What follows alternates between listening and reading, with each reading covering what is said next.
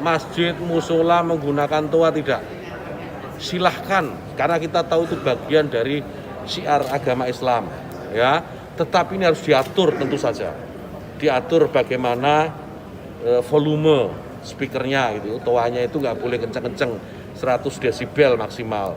Diatur bagaimana kapan mereka bisa mulai menggunakan speaker itu sebelum adzan dan setelah adzan, bagaimana menggunakan speaker di dalam dan seterusnya. Tidak ada pelarangan. Ini aturan ini dibuat semata-mata hanya untuk membuat masyarakat kita semakin harmonis, meningkatkan manfaat dan mengurangi mafsadat. Jadi menambah manfaat dan mengurangi ketidakmanfaatan. Karena kita tahu, misalnya ya, kita tahu di daerah yang mayoritas muslim, hampir setiap 100 meter, 200 meter itu ada musola masjid.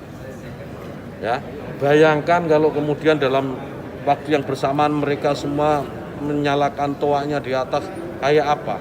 Itu bukan lagi syiar, tapi menjadi gangguan buat sekitarnya. Kita bayangkan lagi, kita ini muslim, saya hidup di lingkungan non muslim, ya. Kemudian rumah ibadah saudara-saudara kita non muslim itu bunyikan toa sehari 5 kali dengan kenceng-kenceng secara bersamaan, itu rasanya bagaimana? Yang paling sederhana lagi, tetangga kita ini kalau kita hidup dalam satu komplek itu misalnya, kiri kanan depan belakang pelihara anjing semua.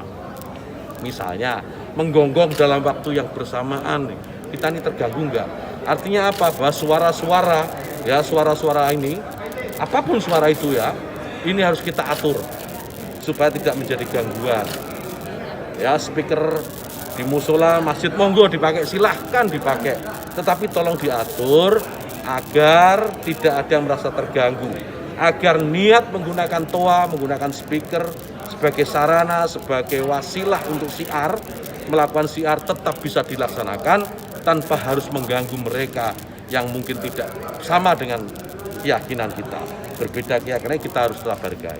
Itu aja intinya.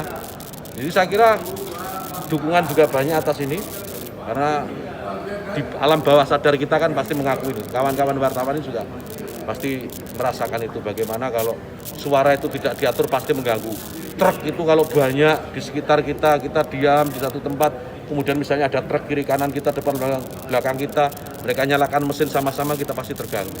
Suara-suara yang tidak diatur itu pasti akan menjadi gangguan untuk kita. Itu ya.